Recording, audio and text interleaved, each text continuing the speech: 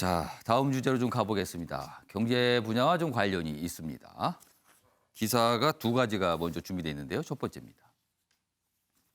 여당의 9패디 1승을 거둔 홍남기 이렇게 돼 있습니다. 그러니까 지금까지 여당에서 강력히 주장한 경제 정책들이 있었어요. 그거에 대해서 홍남기 부총리가 그거 안 되는데요. 그거 문제 있는데요. 이렇게 약간 제동을 거는 모습이 있었는데 모두 합쳐보면은 10개 정도 된답니다. 근데 앞선 9개는 다 여당 뜻대로 관철이 됐다는 거죠. 근데 이번에는 홍남기 부총리 뜻이 관철됐다. 이런 뜻이 됩니다. 내용 보겠습니다. 4차 재난지원금입니다. 선별 지급으로 입장이 정해졌다는 거죠. 관철이 됐다는 겁니다. 여당에서는 선별과 보편을 동시에 뭐 이런 얘기했는데 선별로 잡았잖아요. 방향을. 그러니까 홍남기 부총리의 뜻이 관철이 된 거다. 이런 뜻입니다. 정책 충돌 때마다 매번 물러섰는데 여당과 10번째 대리 끝 소신을 지켰다. 본인의 의지를 관철시켰다. 뭐 4월 2일 넘기면 최장수 경제수장이다. 뭐 이런 내용까지 곁들여져 있습니다. 관련 기사 하나 더 있습니다. 그런데요, 아직 뭔가 대립 지점이 완전히 끝난 건 아닙니다. 선별 지원을 하기로 했지만 남는 문제가 있어요. 자, 여당에서는 폭넓게 20조를 주자. 그러니까 선별이지만 그래도 가능한 넓게 충분하게 20조를 주자. 그렇지만 기재부, 홍남기 부총리가 이끄는 기재부는 10조 못 넘는다. 액수 차이가 많이 납니다. 2배 차이가 나는군요. 이 부분이 아직은 좀 남아있다는 겁니다. 선별만 가닥을 잡았고 대상 규모는 아직 조율 중이다. 진통이다. 이렇게 돼 있습니다. 여기 보면 여당인 민주당은 사각지대를 최소화해야 된다. 팔거든 민주당. 지원 효과 면밀히 보겠다는 기재부. 그래서 뭐 20조 얘기, 뭐 여기 10조 얘기, 뭐지는 또 30조 얘기까지 보도가 되는 것도 있어요. 뭐 이런 내용이 있습니다. 자, 그럼요. 이와 관련된 영상부터 확인해 보겠습니다. 어제 고위당정청 회의에서 4차 재난지원금은 사각지대를 최소화해서 이전보다는 더 넓고 두텁게 지원한다는 원칙에 의견을 같이 했습니다. 시기도 앞당겨야 하겠고 그 규모도 2, 3차 때처럼 위로금 수준에 그쳐서는 안 될 것입니다. 4차 재난지원금을 서둘러 지원하겠다는 것은 4.7 선거를 앞두고 국민의 주권을 돈으로서 사겠다는 의도가 있다고 볼 수밖에 없습니다.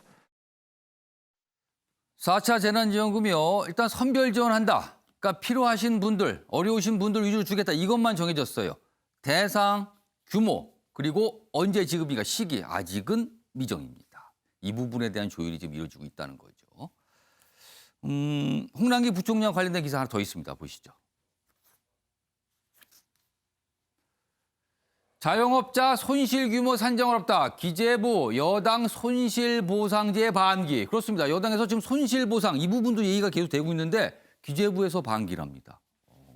이건 역시 다른 목소리를 낸 거예요. 그럼 여당은 법 통과시킬 것이다. 이런 강행 의지만 기재부는 이거 문제가 있다라는 뭐 얘기를 했다고 지금 이 기사는 전하고 있습니다. 그러니까 정부 의견을 정리한 검토 보고서에서 뭐 이런 내용이 좀 적혀 있다고 기사는 소개하고 있습니다. 이 얘기 지금부터 해보겠습니다. 장희찬 평론가.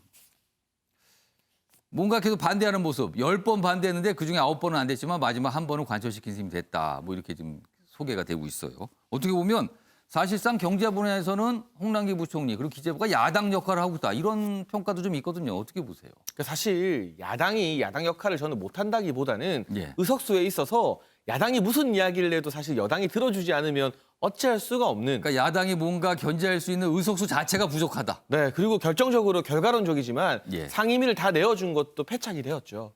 그렇다 보니까 이 홍남기 부총리가 나름대로 견제 역할을 하면서 재정 건전성을 강조하는 게 유독 도드라져 보일 수밖에 없는 것인데 예. 한 가지 고민은 정부 여당에서 해봤으면 좋겠습니다. 홍남기 부총리 이전의 전임자가 바로 김동연 부총리입니다. 예. 근데 김동연 부총리도 그 당시에 경제 정책과 관련해서요 청와대 여당과 상당히 많은 마찰을 빚었습니다. 사실 그래서 후임자였던 홍남기 부총리는 기재부 내부에서 이 예스맨이라는 별명이 있었는데 그 김동연 부총리가 워낙 마찰이 있다 보니까 마찰을 덜 일으킬 만한 사람을 골라서 임명시켰음에도 불구하고 예. 지나친 이 확장 재정 기조 때문에 홍남기 부총리마저도 이제는 정부 여당과 각을 드러낸다. 이런 평가가 나오고 있거든요. 전임자보다 마찰 횟수 빈도가 더 많은 거 아닙니까? 이 정도면은요? 결국 그렇다면 예. 왜 기재부에 나름 전문가들을 2명이나 장관으로 경제부총리로 앉혔는데 예. 청와대나 여당과 각을 세울 수밖에 없어지는지. 그렇다면 뭔가 이 기재부의 목소리에 여당이 귀를 기울여야만 하는 것은 아닌지에 대한 고민이 조금 선행되었으면 하고요. 저는 이번에 뭐 9패 이후에 9연패 이후에 홍남기 부총리가 1승했다는 평가 아직 동의하지 않는 것은 선별 지원이라고 했지만 여당에서는 지원 대상 예. 그리고 지원 금액을 대폭 확대하자고 말합니다. 폭넓게라는 얘기가 나옵니다. 3차 같은 경우는 방역 예산 제외하면 8조 5천억 정도가 이 재난지원금 뭐 자영업자 손실 예. 보전에 들어갔는데 1차와 마찬가지인 14조 원 이상을 지금 여당이 이야기하고 있습니다. 결과적으로 이 액수를 어떻게 조율하느냐 그 승부가 아직 남아 있는 것이고요. 여당이 만약 14조 원 이상의 폭넓게를 밀어붙이게 된다면 예. 이번에도 홍남기 부총리가 10연패하게 되는 셈인 것이죠. 그리고 또 하나 지금 이제 추경이나 비상국비 이야기가 나오고 있는데 올해 2021년도 국가 예산이 예. 558조에 달합니다. 그야말로 초슈퍼 예산입니다. 그런데 코로나 시국에 이 같은 비상 상태를 다 고려해서 지난해 정부가 예산안을 편성하고 국회에서 통과시켰을 텐데 예. 왜 그 거대한 슈퍼 예산에 본 예산에서 이 돈을 쓰지 못하고 또다시 558조는 어디다 쓰고 또 추경을 편성하자는 이야기가 나오는 것인지 그러니까 새해가 시작된 지가 얼마나 됐다고 벌써 추경 얘기를 하는 겁니까? 이런 말씀이시네요. 이 기조면요 올해 600조보다 정부에서 더 쓰게 됩니다. 그러면 그로 인해 쌓이고 있는 국가 채무나 이 적자 국채 같은 경우는 어떻게 해결할 생각인지 예. 거기에 대한 고민도 반드시 함께 해야 책임 있는 정부, 책임 있는 여당이지 않을까 싶습니다. 자, 신경빈 전 의원께서는 홍남기 부총리의 이런 역할 어떻게 보세요? 곡간지기, 통상의 곡간지기 이런 표현이 좀 등장합니다. 어떻게 보십니까? 지금 홍 부총리하고 그 싸움은 갈등은 금방 지적대로 아직 끝난 건 아니고요. 예. 액수로 봐서는 사실은 보편에 가까운 선별 지원이 될 개연성이 굉장히 높아 보이기 때문에 보편에 가까운 선별 지원. 네, 그렇게 될 것이 분명하고요. 예. 지금 홍 부총리는 지금까지 각을 세웠다가 바로 내렸기 때문에 이 예. 부분에 있어서도 또 다른 타협안이 나올 개연성이 저는 높다고 봅니다. 그렇게 따져보면은 홍 부총리는 굉장히 이 수능적인 부총리로 기록이 되는데 최장수와 함께 이 닉네임은 어쩔 수 없을 거예요. 근데 지금 홍 부총리의 미래를 생각해 보면 홍 부총리를 정치적으로 써야 된다는 논의들이 꽤 있거든요. 그런 점에서 봤을 때는 선거가 사실 지금 1년여 남은 상황에서 홍 부총리의 길을 세워주는 것도 굉장히 중요한 어떻게 보면 정치적 임무 중에 하나, 미션 중에 하나 들어가지 않나 이렇게 생각이 되고요. 예. 이것도 그런 점에서 보면은 아마 다 서로의 면을 세워주는 차원에서 정치적 타협이 이루어질 것으로 예상이 됩니다. 지금 설명하시는 중에 홍남기 부총리의 정치적 역할을 살짝 얘기해 주셨는데 구체적으로 어떤 역할 이런 얘기가 좀 회자되고 있습니까?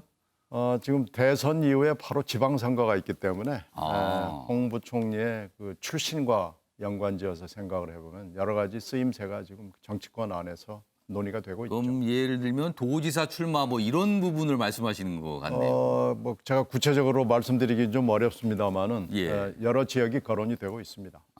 그런 역할까지 좀 감안을 좀 해야 되는 거 아닌가 이런 말씀이셨어요.